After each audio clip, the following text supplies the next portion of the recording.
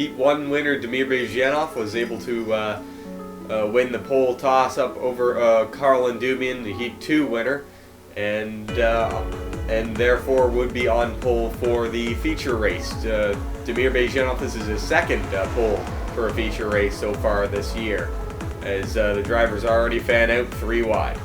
The drivers have been told to back it off a little, considering the number of wrecks we had in the heat races, unnecessarily early wrecks caused by contact. So hopefully we'll see a bit of a cleaner race here at the start. Alex Allen takes the lead down the back straightaway. Dakota Honecker, however, is gonna get it in turn 3. As I can't really see the difference that was made between the heats and the feature right now. As right now we just have a massive 4 wide pack. Richard Trelinsky trying to come up the inside here. Richard's gonna get the lead into turn 1. The inside we continue to cycle on by. This time both of the Nicholson teammates, Matthew first taking the lead, then William taking it, but then not leaving the door open for Jeffrey Finguy in turn 3 here. As Matthew Stringer now gets to the inside, and he'll take the lead for as we come to the end of lap 2. Ophelia Endumian would hold it for about half a lap until Alex Tanker came along the inside. Alex Tanker started this race in last position, and he's already up into the lead at the end of lap 3. That's incredible. Luke Walker now forcing it 4 wide along with Pichu London, both of the TA2 racing cars making their way to the front. The teams seem to be working together here, as now Gerald Reddington tries to get around Pichu London. He holds Pichu holds the inside for now. After the end of lap 4, guess what? More lead changes. Mike Dones goes into the lead, followed by Sawyer Girl, and now Kyle Sosnowski sweeps along the bottom. Take it for himself. Now James O'Shea pushes him high. Everyone leaving each other out to dry thus far in this race. I guess you can't really escape from the cars behind you, but you'd think these guys would try and stick together to perhaps lead a few laps on their own. As now Johnny Appleseed and Luca Obrovac go into first and second respectively. Michael Cain right on the bumper of Luca Obrovac, assisting him into the lead. Lap 7 would feature some more lead changes. Tyler Thaber gets into the lead, followed by Alex Allen and Dakota Honecker, I think again, on the inside.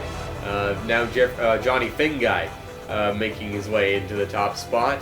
Richard Trelinsky looks to the inside. Yep, he's there, and Richard will take the lead. Karl Endumian wasn't able to get a good start. He gets into the lead, followed by Jeffrey Finguy and Matthew Stringer again. Damir Baizhiyenov, pole sitter, back to the front, as they were actually 5 wide for the lead for a second, as we've got some trouble behind these guys. Richard Trelinsky, Paul Swanson, and Skylar Dixon went down the track. Ophelia Endumian and Ilya Bondarenko were collected. Luckily, they didn't slide back out into traffic, and all drivers involved would continue with just a little bit of damage. On the way back to the line, Damir Baizhiyenov, our pole sitter, would get to the inside of Matthew Stringer to take the lead. William Nicholson trying to get it as we come to the line. Johnny Finguy on the inside of him at the line, and I think it's going to be Damir Baizhiyenov leading us to caution. Pits would be open under this caution, however not a lot of drivers came in. TJ Dent, Matthew Nicholson, Tyler Thaber, I think that's Andreas Allen, Chris Washer, and Ophelia Endumian, Skylar Dixon, Ilya Bondarenko, Richard Trelinsky. Most of the cars involved in that previous accident, along with some of the drivers who seem to be having some trouble with their car setups. Tyler Thaber would actually retire from a mechanical failure under this caution. Damir Baizhiyenov would lead the field back to the green flag. We're 12 laps in, 27 to go. William Nicholson down a line. He's trying that, but he's trying the outside here. Spencer Fullerton was actually able to make that work reasonably well in the heat race number 1, but it's just simply too big a field, so I don't think he's going to be able to accomplish anything there. And yeah, he's being shuffled. Johnny Finguy and Matthew Stringer back to the front here. Johnny Finguy was very strong in his heat race, and Spencer Fullerton makes his way up into the top 3. Matthew Stringer would take the lead. Spencer Fullerton trying to help him out, but wasn't able to do much to prevent the charges of those underneath him, although he's giving him a good push right now. Jeffrey Finguy and Alex Allen get to the inside of him. Spencer Fullerton force up into a lane not with Matthew, now back into his lane. Terrence Day gets to the front of it as Alex Allen tries to find some drafting help that's not going to completely overcome him in a second. As Terrence Day retakes the lead. Gerald Reddington coming up the inside now. James O'Shea in the 03 now makes his way to the front as with some drafting help from the 83. Tries to keep with him as the 83 is pushed up the track. He isn't able to do so unless he doesn't want to keep his lead as Alex Tanker is back up there. It seems every single driver in this field has a chance of this victory. Into turn 1, Luke Walker would force James O'Shea up 4 wide. Johnny Appleseed would take the lead momentarily until Scott Batista in the 91 would take the lead. Scott Batista needs a good run here as he is currently last in points, and if he is to have any chance of regaining any points whatsoever, he's got to finish well here. They're 5 wide behind him. Matthew Nicholson back up into second, Michael Cain into third, as we still haven't sorted things out for with the 5 wide battle there in the middle of the field. Bijou London would take the lead momentarily. Chris Washer and Ophelia Ndumian on his inside as they are 5 wide in the second row. Still, no one wants to give in, and they got to be really careful doing this because, I mean, it is just so easy to cause an accident as Mike Doan drops the inside of Ophelia Ndumian to take the lead. Just as that happened, contact would be made in the second row, and the whole top line would be swept into the wall as a bunch of drivers go for a spin. Michael Cain and Scott Batista involved. Johnny Appleseed, I think, has some damage. High dent. Unfortunate for these guys. A lot of these guys are not doing too well in points. Just need a good run, and looks like they're going to be either too damaged to compete or go out of the race entirely. The lead would change hands just one time on the way back to the stripe. Luckily, the drivers have sorted themselves out into 3 wide battles, so we didn't have subsequent accidents. And Alex Allen's going to lead us to caution. The pits would be open once again, and like before, most of the field would not come in. We had about, we had a fair amount come in, about 15 cars. Most of which whom were involved in the previous accident, or once again, drivers who just wanted to make sure they had enough fuel for the finish or just wanted to adjust their setups. The only car to go out of the race from the accident would be Michael Cain, who had damage on both his front and a lot on his rear end. Alex Allen would lead the field back to the green flag. William Nicholson once again trying to get a run going on the outside. Don't know whether that is going to work here once again, although he does get up to his quarter panel, which is better than he did last time. Alex Allen way in front of any drafting help. He's going to get freight trained real quick as we have a few slow cars off the track right now that will definitely not be still in this pack as we are past halfway, just 17 laps to go. Not surprisingly, a lot of lead changes would occur as the field freight trained Alex Allen, Damir Baizhiyenov, Jeffrey Finguy, and Matthew Stringer all took turns taking the lead. On the inside is now TJ Dent will take it for himself.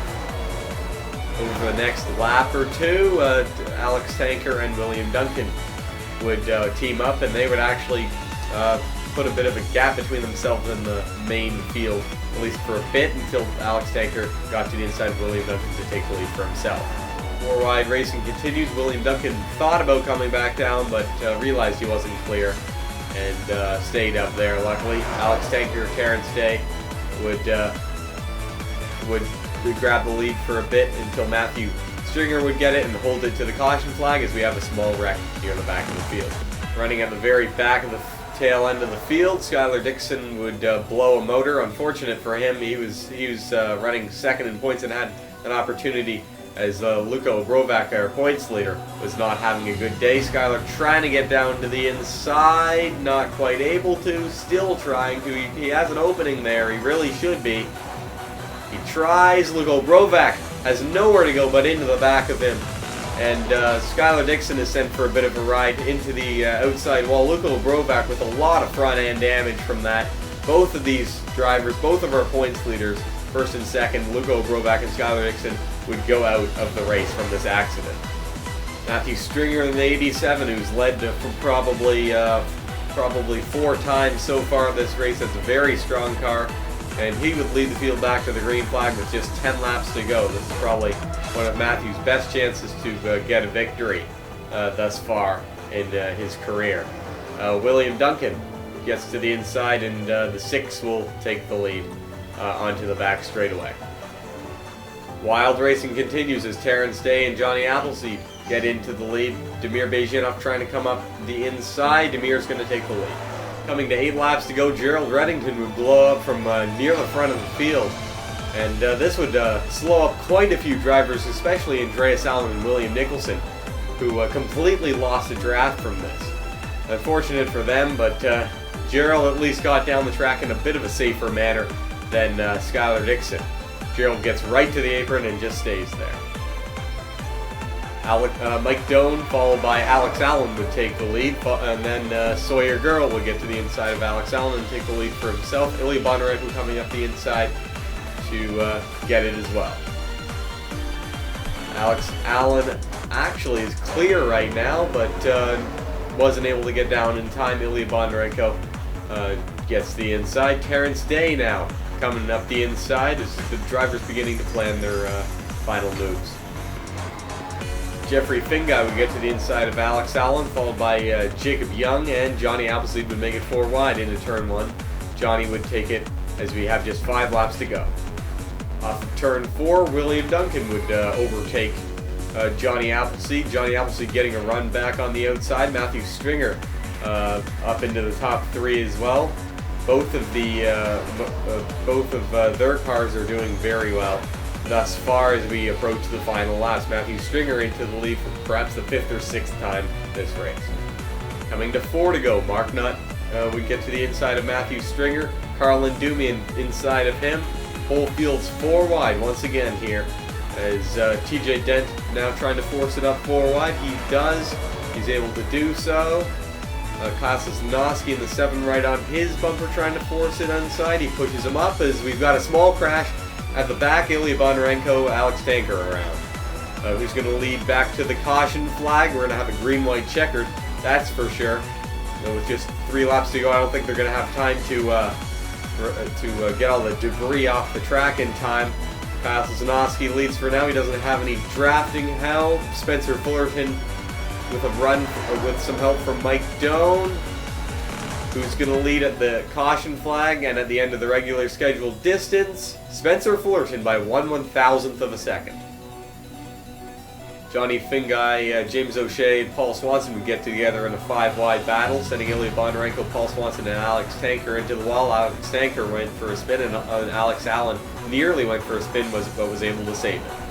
And so Spencer Fullerton in the 73 would lead the field back to the green flag for a green-white checker, the 4th of this year. Kosasnowski in the 7 is on his outside, Mike Doan on his rear. 30 cars still in this race, all of which I believe still have a shot at this, considering the racing that I think we're about to see. Mike Doan immediately ditching Spencer Fullerton there. Spencer Fullerton's going to have a hard time recovering from that. James O'Shea on his outside trying to get a run going there. Chris Washer, our Heat 1 pole sitter, up into the mix. Jacob Young was doing well in Heat 2.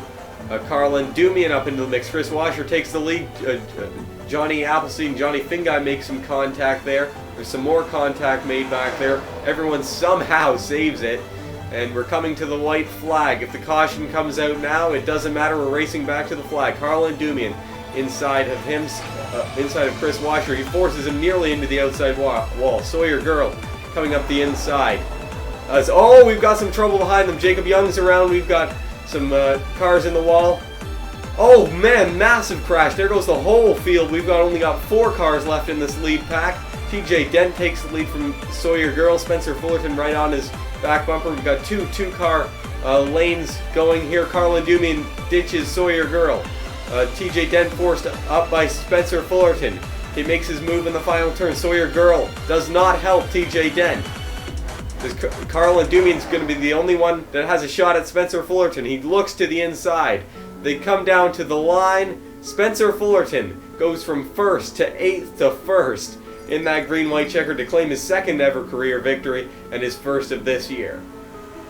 Here's a look at the start of this accident in full speed. None of these drivers had anywhere to go. We'll get to the crash up ahead in a second, but Marknut, wild ride for him, as we say. Andreas Allen completely destroyed there as well.